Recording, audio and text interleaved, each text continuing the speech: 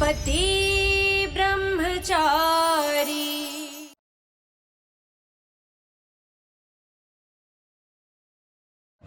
ಈ ಗೊಂಬೆನೆತ್ತಿ ಅಲ್ಲಿ ಸರಿಯಾದ ಜಾಗದಲ್ಲಿ ಇಟ್ಬಿಡಿ, ಮಧ್ಯದಲ್ಲಿ. ಓಕೆನಾ? ಹೇ ಕೃಷ್ಣ, ಹೇಗಾದರೂ ಇವ್ರನ್ನ ತಡಿ. ಇವ್ರು ನನ್ನ ಎತ್ಕೊಂಡ್ರೆ ಎಲ್ಲ ಗೊತ್ತಾಗ್ಬಿಡುತ್ತೆ. ಮತ್ತೆ ಸೂರಜ್ ಗೊತ್ತಾಗತ್ತೆ ಇದು ಮೂರ್ತಿ ಅಲ್ಲ ನಾನು ಅಂತ.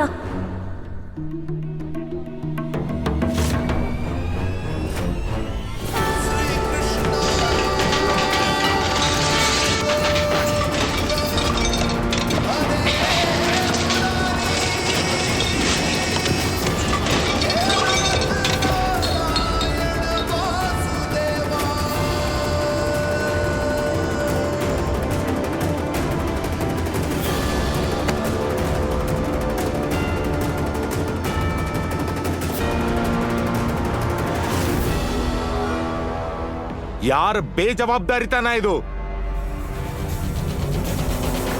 ಅಣ್ಣನಿಂದ ತಪ್ಪಿಸ್ಕೊಳ್ಳೋಕೆ ಇಷ್ಟು ದೊಡ್ಡ ವೇಸ್ನ ತಳ್ಬಿಟ್ಟೆ. ಇವಾಗ ಕೆಳಗೆ ಹೇಗೆ ಹೋಗ್ಲಿ? ಸೂರಜ್ ಅಣ್ಣ ಅಲ್ಲೇ ಇದಾನಲ್ಲ. ಮುಂದೆ ಬನ್ನಿ. ಸಾರಿ ಅಪ್ಪ, ನನ್ನ ಫೋನಲ್ಲಿ ಬ್ಯುಸಿ ಇದೆ, ಡಿಕ್ಕಿ ಹೊಡೆದ್ಬಿಟ್ಟೆ.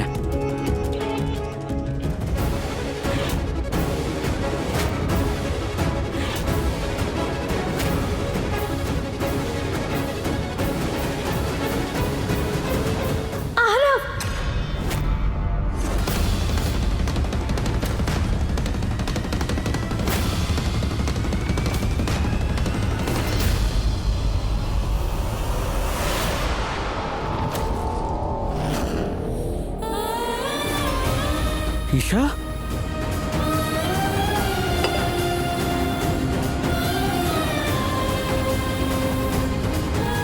ಇಶಾ, ಆರವ್, ಇಶಾ, ಆರವ್, ನೀನ್ ಸರಿ ಹೋಗ್ಬಿಟ್ಟೆ. I am so happy. ನೀನಿಲ್ಲಿ?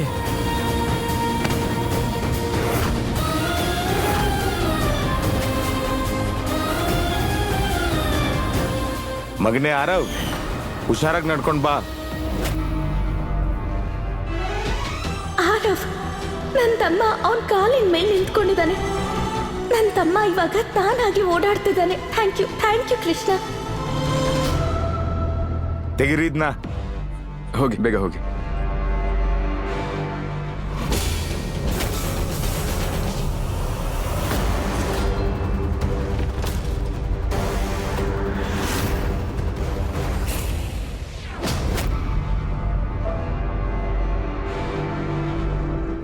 ಸೂರಜ್,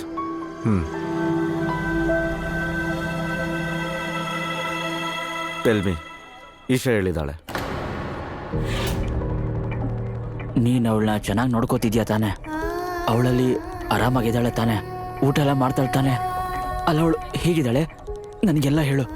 ನನಗೆ ಈಶಾ ಬಗ್ಗೆ ಎಲ್ಲ ಹೇಳು. ಅವ್ರು ಅಲ್ಲಿಂದ ಈ ಮನೆಗೆ ವಾಪಸ್ ಬರಲಿ ಅಂತ ನಾನು ತುಂಬಾನೇ ಪ್ರಯತ್ನ ಪಡ್ತಾ ಇದ್ದೇನೆ. ಆದರೆ ಅವ್ರ ಹಠನ ಬಿಡ್ತಾನೆ ಇಲ್ಲ. ಮತ್ತೆ ಅವ್ರ ಹಠದಿಂದಾಗಿ ಅವರು ಪ್ರತಿದಿನ, ಪ್ರತಿ ಕ್ಷಣ ಅವ್ರ ಇಡೀ ಜೀವನದಲ್ಲೇ ಮಾಡದಿರೋಂಥ ಕೆಲಸಗಳನ್ನ ಅಲ್ಲಿ ಮಾಡಬೇಕಾಗ್ತಾ ಇದೆ. ಅವ್ರ ತಮ್ಮ ನೀವು ಯಾವಾಗಾದ್ರೂ ಸಾಧ್ಯ ಆದರೆ ಅವ್ರನ್ನ ಭೇಟಿಯಾಗಿ ಅವ್ರಿಗೆ ಅರ್ಥ ಮಾಡಿಸಿ, ಆ ಜಾಗ ಅವ್ರಿಗೆ ಸರಿಯಾದಲ್ಲ ಅಂತ. ಅವ್ರು ಅಲ್ಲಿಂದ ವಾಪಸ್ ಬಂದರೆ ಜೀವನದಲ್ಲಿ ನೆಮ್ಮದಿಯಾಗಿರ್ತಾರೆ.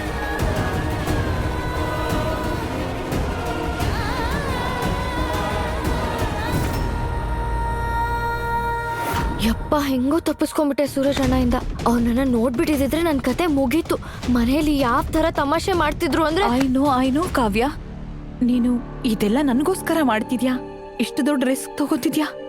ಅದಕ್ಕೆ ಥ್ಯಾಂಕ್ ಯು ಸೋ ಮಚ್. ಅದಕ್ಕೆ ಡಾಕ್ಟರ್ ಕರೆಕ್ಟ್ ಟೈಮಿಗೆ ಬಂದ್ಬಿಡ್ತಾರೆ. ಎಲ್ಲರೂ ಪಾರ್ಟಿ ಮಾಡ್ತಿರ್ತಾರಲ್ಲ, ಅವಾಗ ಅನುರಾಗ್ ಸರ್ ಡ್ರಿಂಕ್ಗೆ ನಾವು ಟ್ಯಾಬ್ಲೆಟ್ ಹಾಕ್ಬಿಡೋಣ. ಅವಾಗ ಅವರು ಪಾರ್ಟಿಲ್ ಕಾಣಿಸ್ಲಿಲ್ಲ ಅಂದ್ರು ಯಾರಿಗೂ ಯಾವ ಡೌಟು ಬರಲ್ಲ. ಏನು?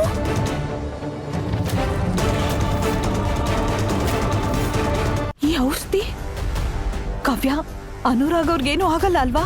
ತುಂಬಾ ಮೈಲ್ಡ್ ಇದೆ, ಸರ್ಗೇನು ಆಗಲ್ಲ. ಟೆಸ್ಟ್ ಮಾಡಕ್ಕೆ ಇದು ತುಂಬಾ ನೆಸೆಸರಿ ಇದೆ. ಟ್ರಸ್ಟ್ ಮೀ, ಏನೂ ಆಗಲ್ಲ. ಆದ್ರೆ ಕಾವ್ಯ, ಇದು ನಾನು ಅನುರಾಗ್ ಅವ್ರಿಗೆ ಹೇಗೆ? ಆದ್ರೆ ಸೂರಜ್ ಅಣ್ಣ ಇಲ್ಲಿ ಇರ್ಲಿಲ್ಲ ಅಂದಿದ್ರೆ ಖಂಡಿತ ನಾನೇ ಮಾಡ್ತಿದ್ದೆ.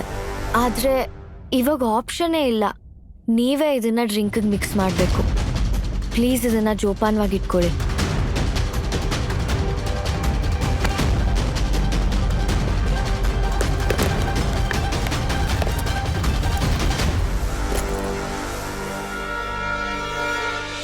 ಅರೇ ಪುರುಷೋತ್ತಮ್ ಅವರೇ, ಬನ್ನಿ ಬನ್ನಿ ಬನ್ನಿ, ಹೃತ್ಪೂರ್ವಕ ಸ್ವಾಗತಗಳು.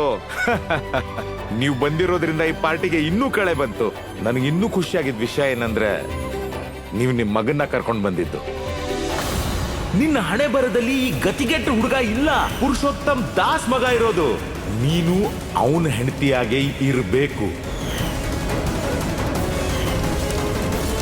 ನನಗೆ ಮದುವೆ ಆಗೋದಕ್ಕೆ ಇಷ್ಟ ಇಲ್ಲ. ಪುರುಷೋತ್ತಮ್ ಜಿ, ನನ್ನ ಮಾತು ಕೇಳಿ. ಸುಸ್ವಾಗತ ನಿಮ್ಮಿಬ್ರಿಗೂ. ವಾ ವಾ ವಾ ವಾ, ವೆಲ್ಕಮ್ ವೆಲ್ಕಮ್. ಪುರುಷೋತ್ತಮ್ ಅವರೇ, ಇವನು ನೀವು ಭೇಟಿ ಆಗೇ ಆಗಿರ್ತೀರ. ಹಾ, ಖಂಡಿತವಾಗ್ಲು. ಖುಷಿ ವಿಷಯ ಏನಂತಂದ್ರೆ ಇವತ್ ನಿಮ್ಮನ್ನ ಸ್ವಾಗತ ಮಾಡೋಕೆ ಇವತ್ ತನ್ನ ಕಾಲ್ ಮೇಲೆ ತಾನೇ ನಿಂತ್ಕೊಂಡಿದ್ದಾನೆ. ನನ್ನ ಕೊನೆ ಮಗ, ಮುದ್ದಿನ ಮಗ ಆರವ್. ಆಶೀರ್ವಾದ ತಗೋ ಮಗನೇ. ಅಯ್ಯೋ, ಹೆಲೋ.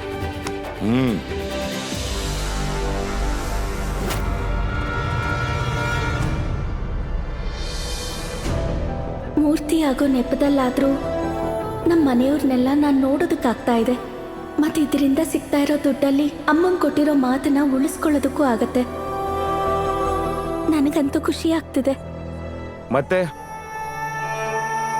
ಮಹನೀಯರೇ ಮತ್ತು ಮಹಿಳೆಯರೇ, ನಿಮ್ಗೆಲ್ಲ ಗೊತ್ತಿರೋ ಹಾಗೇನೆ ನಾನು ನನ್ನ ಪಾನ್ ಮಸಾಲ ಬಿಸ್ನೆಸ್ನ ಆಗಸದೆತ್ತರಕ್ಕೆ ಬೆಳೆಸಿದ್ದೀನಿ.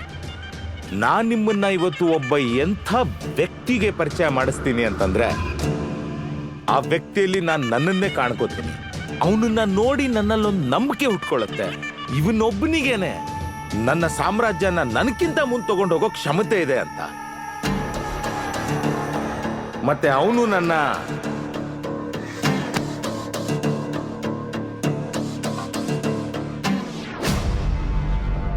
ಕೊನೆ ಮಗ ಆರವ್.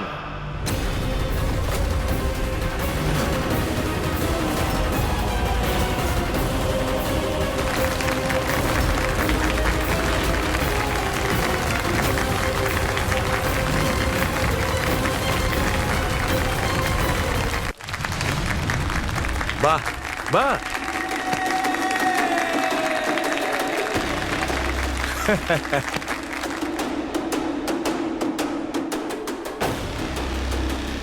ಇವತ್ತು ಈ ನನ್ನ ಕೊನೆ ಮಗ ನಿಮ್ಮೆಲ್ಲರ ಮುಂದೆನೂ ನನ್ನ ಹೆಗಲಿಗೆ ಹೆಗಲು ಕೊಟ್ಟು ನಿಂತಿದ್ದಾನೆ. ನನಗೆ ಸಂಪೂರ್ಣ ನಂಬಿಕೆ ಇದೆ, ಇವನೇ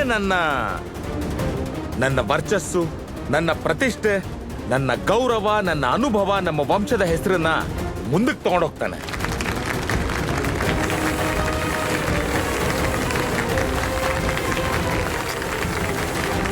ನೂರು ಕಾಲ.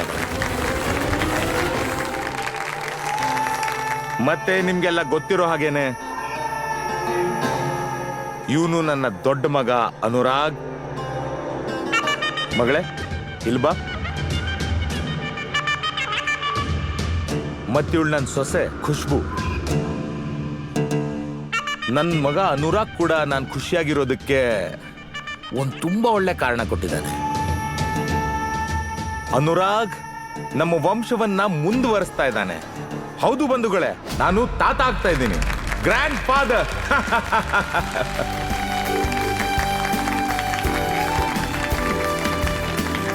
ಹಂಗ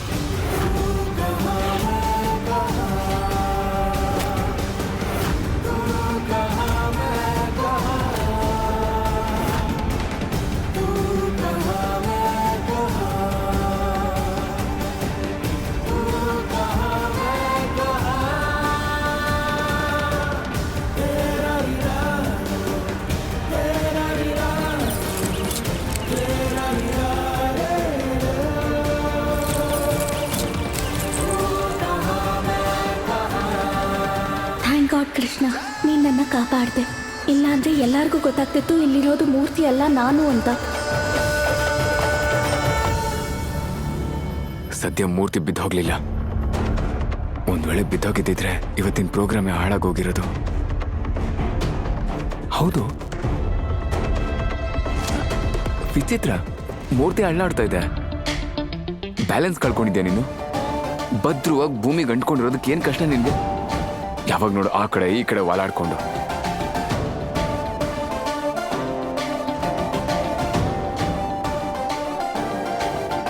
ಎಂಥ ವ್ಯಕ್ತಿಯೋನು ಬೊಂಬೆನ್ ಕೂಡ ಬಾಯ್ತಾ ಇದ್ದಾನೆ. ಯಾವುದನ್ನು ಪ್ರೀತಿಯಿಂದ ಹ್ಯಾಂಡಲ್ ಮಾಡೋದಕ್ಕೆ ಬರಲ್ಲ ಈ ಪತಿ ಬ್ರಹ್ಮಚಾರಿಗೆ. ಹಂಗೆ ನಿಂತಿರು. ಇಲ್ಲ, ನಾನಿಲ್ಲೇ ಇರ್ತೀನಿ. ಯಾರಿಗ್ ಗೊತ್ತು, ಆ ಕಡೆ ಈ ಕಡೆ ವಾಲಾಡ್ಕೊಂಡು ಮತ್ತೆ ಬಿದ್ದೋಗ್ಬಿಟ್ರೆ. ಇಲ್ಲೂ ಕೂಡ ನನ್ನ ಮೇಲೆ ಒಂದು ಕಣ್ಣಿಟ್ಟಿದ್ದಾನೆ. ನೆಮ್ಮದಿಯಿಂದ ಉಸಿರಾಡೋದಕ್ಕೆ ಕೂಡ ಬಿಡ್ತಿಲ್ಲ. ಬೊಂಬೆಗೆ ಬಾಡಿ ಗಾರ್ಡ್ ಆಗಿ ಯಾರು ನಿಂತ್ಕೋತಾರೆ? Cheers. Cheers. ನಿಜವಾಗ್ಲೂ ಅದ್ಭುತವಾಗಿ ಪಾರ್ಟಿನ ಅರೇಂಜ್ ಮಾಡಿದ್ರ ಗುಲಾಬ್ ಸರ್. ಅರೆ, ಪಾರ್ಟಿ ಜಬರ್ದಸ್ತ್ ಆಗಿರ್ಲೇಬೇಕು. ಒಟ್ಟೊಟ್ಟಿಗೆ ಎರಡೆರಡು ಖುಷಿ ವಿಷಯ ಬಂದಿದೆ ಮನೇಲಿ. ಒಂದು ದೊಡ್ಡ ಮಗ ಅಪ್ಪ ಆಗ್ತಾ ಇದ್ದಾನೆ, ಎರಡನೇದ್ದು ಚಿಕ್ಕ ಮಗ ವೀಲ್ ಚೇರ್ ಇಂದ ಎದ್ದು ತನ್ನ ಕಾಲ್ ಮೇಲೆ ತಾನು ನಿಂತ್ಕೊಂಡಿದ್ದಾನೆ. ಏನ್ ಹೇಳಿದ್ರಿ ಸರ್, ಇಬ್ರು ಗಂಡ್ ಮಕ್ಳ ಖುಷಿಗೆ ಎಷ್ಟು ದೊಡ್ಡ ಪಾರ್ಟಿ ಕೊಟ್ಟಿದ್ದೀರಾ ಸರ್. ಮತ್ತೆ ನಿಮ್ ಮೂರನೇ ಮಗಳು, ಅವಳ ಬಗ್ಗೆ ಏನು?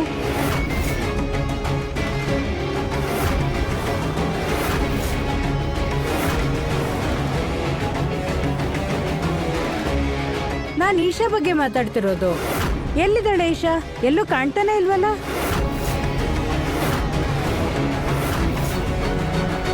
ಅವಳು ನನ್ನಿಂದ ದೂರ ಹೊರಟೋಗಿದ್ದಾಳೆ. ಏನು? ನಾನೇನ್ ಹೇಳ್ದೆ ಅಂದ್ರೆ, ನನ್ನಿಂದ ದೂರ ಹೋಗಿರೋದು ವೆಕೇಶನ್ಗೋಸ್ಕರ. ಓ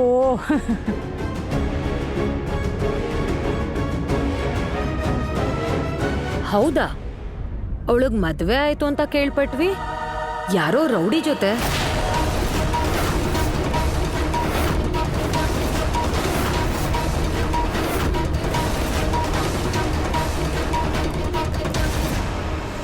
ಗಾಳಿ ಮಾತನ್ ಕೇಳಕ್ಕೂ ಹೋಗ್ಬಾರ್ದು, ಅವಕ್ ಇಂಪಾರ್ಟೆನ್ಸ್ ಕೊಡಕ್ಕೂ ಹೋಗ್ಬಾರ್ದು. ಆದ್ರೆ ಅದು ಇದು ಬಿಟ್ಬಿಡಿ, ನೀವು ಪಾರ್ಟಿಗೆ ಬಂದಿದ್ದೀರಾ, ಪಾರ್ಟಿ ಎಂಜಾಯ್ ಮಾಡಿ ಅಲ್ಲ. ಚಿಯರ್ಸ್.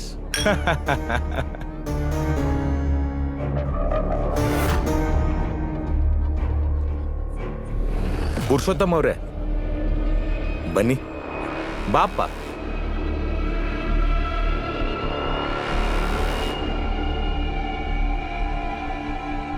ಜನಗಳ ಬಾಯಿನ ಮುಚ್ಚಿಸ್ಬೇಕು ಅಂತಂದ್ರೆ ಅದಕ್ಕೆ ಒಂದೇ ಒಂದು ದಾರಿ ಇರೋದು. ಇಶಾನ ಮನೆಗೆ ವಾಪಸ್ ಕರ್ಕೊಂಡು ಬನ್ನಿ. ನನ್ನ ಮಗ ಅವಳನ್ನ ತುಂಬಾ ಇಷ್ಟಪಡ್ತಾ ಇದ್ದಾನೆ. ನಿಮ್ಗೆ ಪಾರ್ಟಿಲಿ ಟಿಕೆಟ್ ಬೇಕು ತಾನೆ? ಇಶಾ ತುಂಬಾ ಬೇಗ ವಾಪಸ್ ಬರ್ತಾಳೆ ಪುರುಷೋತ್ತಮ್ ಅವರೇ. ನಾನ್ ನಿಮಗ್ ಮಾತು ಕೊಟ್ಟಿದ್ದೀನಿ.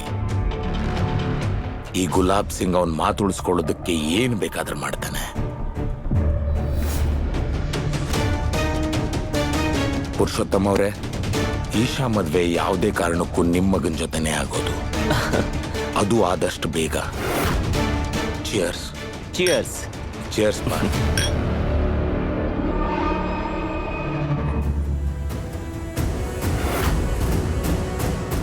ಅದಕ್ಕ ನೀವು ಮನೆಗೆ ವಾಪಸ್ ಕರ್ಕೊಂಬರ್ಬೇಕು ಅನ್ಕೋತಾ ಇರೋದು? ನನ್ನನ್ನ ನಿಮ್ ಬಿಸ್ನೆಸ್ ಡೀಲ್ಗೆ ಬಲಿ ಕೊಡೋದಕ್ಕ? ಸಾರಿ ಅಪ್ಪ, ನೀವು ನನ್ನ ಮದ್ವೆನ ಸೂರಜ್ ಜೊತೆ ಮಾಡಿಸಿದ್ರಿ. ಮತ್ತೆ ಈಗ ನಾನು ಅವನ್ನ ಗಂಡ ಅಂತ ಒಪ್ಪಿದ್ದೀನಿ. ಅವನ ಪರಿವಾರನೂ ನಂದು ಅಂತ ಒಪ್ಕೊಂಡಿದ್ದೀನಿ. ಮೂರ್ತಿಯಾಗಿ ನಿಂತು ದುಡ್ಡನ್ನ ಸಂಪಾದನೆ ಮಾಡಿ ಅಮ್ಮಂಗೆ ಕೊಡ್ತೀನಿ. ನಾನು ಈ ಮದ್ವೆನ ಮುರಿದು ಇನ್ನೊಂದು ಮದುವೆ ಬಗ್ಗೆ ಯೋಚನೆ ಮಾಡೋದಕ್ಕೆ ಸಾಧ್ಯನೂ ಇಲ್ಲ.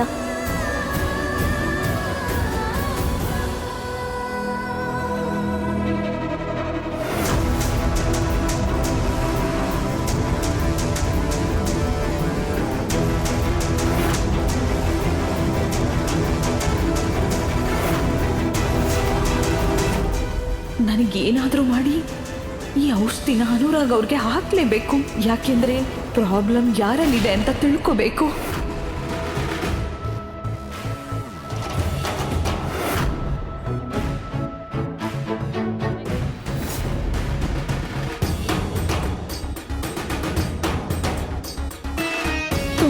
ದಿನದಿಂದ ಒಂದೇ ಕಡೆ ನಿಂತ್ಕೊಂಡು ನನ್ನ ಬಾಡಿ ಸ್ಟಿಫ್ ಆಗ್ಬಿಟ್ಟಿದೆ.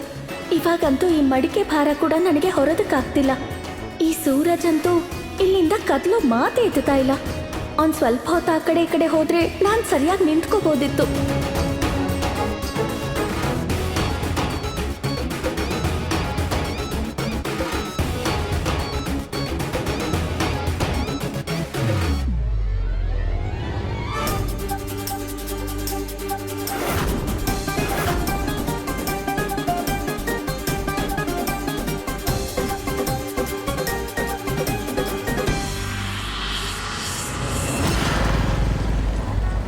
ಅತ್ತ ಇನ್ನೊಂದು ಹಾಕೊಳ್ಳಿ. ಹಾಕೊಳ್ಳೇಬೇಕು, ಹಾಕೊಳ್ಳಿ. ಅಷ್ಟೊಂದೆಲ್ಲ ಖರ್ಚು ಮಾಡಿ ಇಷ್ಟೆಲ್ಲ ತರಕ್ ಏನ್ ಅವಶ್ಯಕತೆ ಇತ್ತು? ಅತ್ತೆ ನೀವಿನ್ನೂ ಪೂರ್ತಿಯಾಗಿ ಗುಣಮುಖ ಆಗಿಲ್ಲ. ಅದ್ರಲ್ಲೂ ಮೋನಿಕಾ ಅತ್ಗೆ ಮತ್ತೆ ಈಶಾ ಅವರು ಮನೇಲಿಲ್ಲ. ಯಾರು ಅಡ್ಗೆ ಮಾಡ್ತಾರೆ? ಸರಿ, ಈಶಾ ಕೈಯಲ್ಲಿ ಅಡ್ಗೆ ಮಾಡಕ್ಕಾಗಲ್ಲ, ಆದ್ರೆ ರಿಯಾ ನನ್ ಮೇಲಂತೂ ನಂಬಿಕೆ ಇಟ್ಕೋಬೇಡಿ. ನಾನಂತೂ ಅಡ್ಗೆ ಮನೆ ಕಡೆ ಹೋಗಲ್ಲ. ಸುಮ್ನೆ ಇರು. ಈ ನಡುವೆ ಬಾಯಿ ತುಂಬಾ ಹರಿ ಬಿಡ್ತಾ ಇದ್ಯಾ. ಇಲ್ಲಿ ಏನು ಕೆಲ್ಸನೇ ಮಾಡೋದಿಲ್ಲ. ಗಂಡನ್ ಮನೆಗೆ ಹೋಗಿ ಇನ್ನೇನ್ ಮಾಡ್ತೀಯಾ? ನನ್ ಮರ್ಯಾದೆ ತೆಗಿತ್ಯಾ?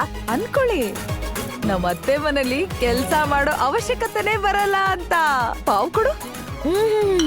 ಹೆಂಗ್ ಮಾತಾಡ್ತಿದ್ಯಾ ಅಂದ್ರೆ ಯಾವ್ದೋ ರಿಚ್ ಹುಡ್ಗನ್ ಪಟಾಯಿಸಿದ್ಯಾ ಅನ್ನೋ ತರ. ಆಲ್ರೆಡಿ ಪಟಾಯಿಸಿದ್ಯಾ?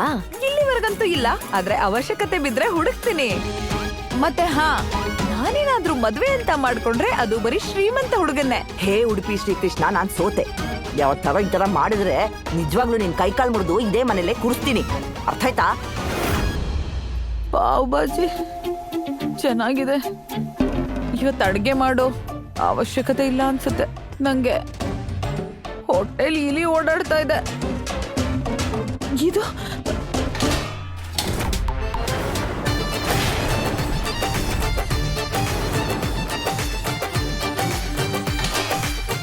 ಏನಾಯ್ತದ್ಗೆ? ಏನಿಲ್ಲ, ಅನ್ಕೋತಿದ್ದೆ ಪಾವ್ ಬಾಜಿ ತಿನ್ನೋಣ ಅಂತ. ಮತ್ತೆ ತಿಂತೀರಾ? ಆದ್ರೆ ನೀವ್ ಪಾರ್ಟಿಗೆ ಹೋಗಿದ್ರಿ ಅಲ್ವಾ? ಹಾ, ನೀವು ಸೂರಜ್ ಜೊತೆ ಇದ್ದಿದ್ದು ನಾನು ನೋಡುದ್ನಲ್ಲ ಗುಲಾಬ್ ಅರಮನೆಯಲ್ಲಿ. ನೀವಲ್ಲಿ ಪಾರ್ಟಿಗೆ ಹೋಗಿರ್ತೀರ ಅಂದ್ಕೊಂಡೆ. ಸರಿ, ನಾವು ಮನೇಲಿ ಪಾರ್ಟಿ ಮಾಡೋಣ ಅಂದ್ಕೊಂಡ್ವಿ. ನಾವು ನಮ್ ಬೀದಿಲಿ ಬಾದುಷಾ ಇಂದ ಫೇಮಸ್ ಆಗೋಗ್ತೀವಿ, ಸಾವುಕಾರ ಆಗೋಗ್ತೀವಿ. ಆಮೇಲೆ ಜನರು ನಮ್ಮ ಮೇಲೆ ಹೂವು ಹಾರಿಸ್ತಾರೆ. ದೊಡ್ಡವ್ರದಂತೂ ಮಸ್ತ್ ಪಾರ್ಟಿ ಇರುತ್ತಲ್ವಾ? ಅದ್ಗೆ ಅಲ್ಲಿ ತಿನ್ನಕ್ ಏನೇನಿತ್ತು? ಅದ್ಕೆ ಹೇಳಿ, ಅವ್ರ ಫುಡ್ ನಮ್ಗಿನ ಡಿಫ್ರೆಂಟ್ ಇರುತ್ತಾ? ಏನ್ ತಿಂತಾರೆ? ಹಾ ಹೇಳಿ ಅದ್ಕೆ. ಆ ಮಹಾರಾಣಿ ಹಿಂದೆ ಬಿದ್ದು ಹೊಟ್ಟೆ ಬೆನ್ನಿಗೆ ಅಂಟ್ಕೊಂಡ್ಬಿಟ್ಟಿದೆ. ತುಂಬಾ ಹೊಟ್ಟೆ ಹಸಿತಿದೆ. ಮತ್ತೆ ಇವರೆಲ್ಲ ನೋಡಿದ್ರೆ ಊಟ ಹೇಗಿತ್ತು ಅಂತಾರೆ. ಪೂರಣವ್ರೆ, ನನಗೆ ಎಲ್ಲಾದ್ರೂ ಹೊರಗ್ ತಿನ್ನಕ್ ಕರ್ಕೊಂಡೋಗಿ. ನಂಗೆ ತುಂಬಾ ತಲೆ ಚಕ್ಕರ್ ಬರ್ತಿದೆ. ನಾನು ಹಶ್ವಿಂದ ಸಾಯ್ತಿದ್ದೀನಿ. ನಿನ್ನ ಕೆಲ್ಸಕ್ ಬಾರ್ದೇ ಇರೋಳೆ ನಿನ್ ಹೊಟ್ಟೆನೋ ಕನ್ನಂಬಾಡಿ ಕಟ್ಟೆನೋ? ಅಷ್ಟೆಲ್ಲ ತಿನ್ಕೊಂಡ್ ಬಂದು ನಿನ್ ಹೊಟ್ಟೆ ಇನ್ನೂ ತುಂಬಿಲ್ವಾ? ಮತ್ತೆ ಪಾರ್ಟಿಗೆ ಹೋಗಕ್ಕೆ ರೆಡಿ ಆಗಿದ್ಯಲ್ಲ? ಇಲ್ಲಿ ಬಿದ್ದಿರೋ ಪಾತ್ರೆ ಪಗಡೆಗಳನ್ನೆಲ್ಲ ಯಾರ್ ಕ್ಲೀನ್ ಮಾಡ್ತಾರೆ? ನಿನ್ ಅಮ್ಮ ಬಂದ್ ಮಾಡ್ತಾರಾ? ಹಾ, ನಡಿ. ಇಲ್ಲಿ ನೋಡು, ಗುಲಾಬ್ ಸಿಂಗ್ ತನ್ನ ತಪ್ಪುಗಳನ್ನ ಮುಚ್ಚಿಡಕ್ಕೆ ಎಷ್ಟೇ ಟ್ರೈ ಮಾಡಿದ್ರು ಸತ್ಯ ಆಚೆ ಬಂದೇ ಬರುತ್ತೆ. ಅವ್ರ ಮಗಳು ಈಶಾ ಮುಂಚೆಯಿಂದನೂ ಯಾರ ಜೊತೆನೂ ಅಫೇರ್ ಇತ್ತಂತೆ. ಮತ್ತೆ ಗುಲಾಬ್ ಸಿಂಗ್ ಅವ್ರಿಗೆ ಇದು ಇಷ್ಟ ಆಗ್ಲಿಲ್ಲ. ಅದಕ್ಕೆ ಅವಳ ಮದ್ವೆನ ಒಬ್ಬ ಗೂಂಡ ಜೊತೆ ಮಾಡಿದ್ರು. ದುಡ್ಡಿಲ್ದಿರೋ ಹುಡುಗನ ಜೊತೆ ಮದುವೆ ಮಾಡಿದ್ರು. ನಿಂಗ್ ಗೊತ್ತಾ, ಇಶಾ ಹೋದ್ಮೇಲೆ ಗುಲಾಬ್ ಸಿಂಗ್ ಮನೆಗೆ ಎರಡೆರಡು ವಿಷಯದಲ್ಲಿ ಒಳ್ಳೇದಾಗಿದೆ. ದೊಡ್ಡ ಸೊಸೆ ಅಮ್ಮ ಆಗ್ತಿದ್ದಾಳೆ, ಚಿಕ್ಕ ಹುಡ್ಗನ್ಗೆ ಕಾಲ್ ಬಂದ್ಬಿಟ್ಟಿದೆ. ಅವಳು ಯಾವಾಗ್ಲೂ ಅವಳಿಗೆ ಇಷ್ಟ ಬಂದಂಗೆ ಆಡ್ತಿದ್ಲು. ಅವಳು ಈ ಮನೆಗೆ ಒಂಥರ ದರಿದ್ರ ಇದ್ದಂಗೆ. ಕರೆಕ್ಟಾಗಿ ಹೇಳ್ದೆ. ನಿಂಗೊಂದು ವಿಷಯ ಗೊತ್ತಾ? ನಾನು ಕೇಳ್ಪಟ್ಟಂಗೆ ಈಶಾ ಅವ್ರ ಅಮ್ಮ ಚಿಕ್ಕವಳಿದ್ದಾಗ ಯಾರ ಜೊತೆನೋ ಓಡೋಗಿದ್ಲಂತೆ. ಮತ್ತೆ ಅಮ್ಮ ಇದ್ದಂಗೆ ತಾನೆ ಮಗಳೂನು, ಅವಳು ಯಾರ ಜೊತೆನೋ ಓಡೋಗ್ಬಿಟ್ಲು. ಸಾಕ್ ನಿಲ್ಸಿ. ನಿಮ್ಮಂತ ಜನಗಳು ಯಾವಾಗ್ಲೂ ಚಿನ್ನನ ಹಿತ್ತಾಳೆ ಅನ್ಕೋತೀರ. ನಿಮ್ಗೆಲ್ಲ ಈಶಾ ಅವ್ರ ಬಗ್ಗೆ ಏನ್ ಗೊತ್ತಿದೆ ಹೇಳಿ? ಸುಮ್ಮನೆ ಬಾಯಿಗೆ ಬಂದಾಗ ಮಾತಾಡ್ಕೋತಾ ಇದ್ದೀರಾ. ತಪ್ಪನ್ನ ಎಲ್ರೂ ಮಾಡ್ತಾರೆ, ಆದ್ರೆ ಅದೇ ತಪ್ಪಿಟ್ಕೊಂಡು ಅವರಲ್ಲಿರೋ ಒಳ್ಳೆತನನ ನಾವ್ ಯಾವತ್ತೂ ಕಡೆಗಣಿಸಕ್ ಹೋಗ್ಬಾರ್ದು. ಅವ್ರ ಕ್ಯಾರೆಕ್ಟರ್ನ ಜಡ್ಜ್ ಮಾಡಬಾರ್ದು. ಅವ್ರ ಕ್ಯಾರೆಕ್ಟರ್ ಬಗ್ಗೆ ಇವಾಗ ಏನ್ ನೀವೆಲ್ಲ ತಪ್ಪಾಗಿ ತಿಳ್ಕೊಂಡು ಇಲ್ಲಿ ಮಾತಾಡ್ತಾ ಇದ್ದೀರಲ್ಲ, ಅವ್ರು ಆ ಥರ ಅಲ್ಲ. ಗೊತ್ತಾಯ್ತಾ ನಿಮ್ಗೆ?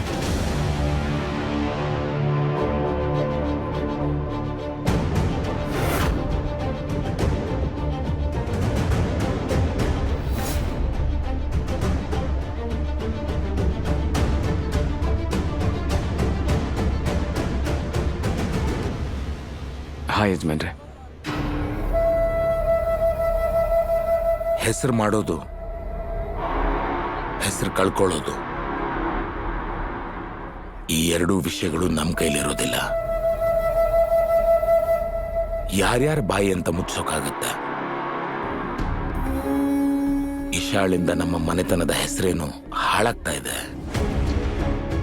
ಅದ್ ನಿಲ್ಬೇಕು ಅಂದ್ರೆ ಇಶಾ ಗುಲಾಬ್ ಬಂಗ್ಲೆಗೆ ವಾಪಸ್ ಬರಲೇಬೇಕು. ಅರ್ಥ ಆಯ್ತಾ? ಸರಿ ಯಜಮಾನ್ರೆ, ಎಷ್ಟು ಬೇಗ ಅವ್ರನ್ನ ಈ ಮನೆಗೆ ವಾಪಸ್ ಕರ್ಸ್ಕೋಬೇಕು ಅಂತ ನೀವು ನಿರೀಕ್ಷೆಯಿಂದ ಕಾಯ್ತಾ ಇದ್ದೀರೋ, ಅಷ್ಟೇ ನಿರೀಕ್ಷೆಯಿಂದ ನಾನು ಅವ್ರನ್ನ ನಮ್ಮ ಮನೆಯಿಂದ ಕಳಿಸೋದಕ್ಕೆ ಪ್ರಯತ್ನ ಪಡ್ತಾ ಇದ್ದೀನಿ. ಭರವಸೆ ಇಡಿ ಯಜಮಾನ್ರೆ, ನಾನು ಈಶೋರ್ಗೆ ಬೇರೆ ಯಾವ ಆಪ್ಷನ್ ಕೊಡೋದಿಲ್ಲ. ಅವ್ರು ನೇರವಾಗಿ ಇಲ್ಲಿಗೆ ಬರಬೇಕಷ್ಟೇ.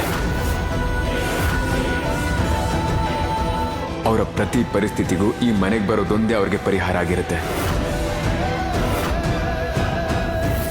ಇದು ನಾನು ನಿಮಗೆ ಕೊಡ್ತಾ ಇರೋ ಮಾತು.